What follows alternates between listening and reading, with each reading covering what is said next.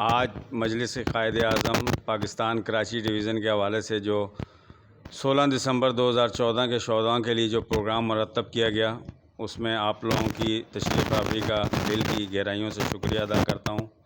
और 16 दिसंबर 2014 हम तुम्हें नहीं भूलें।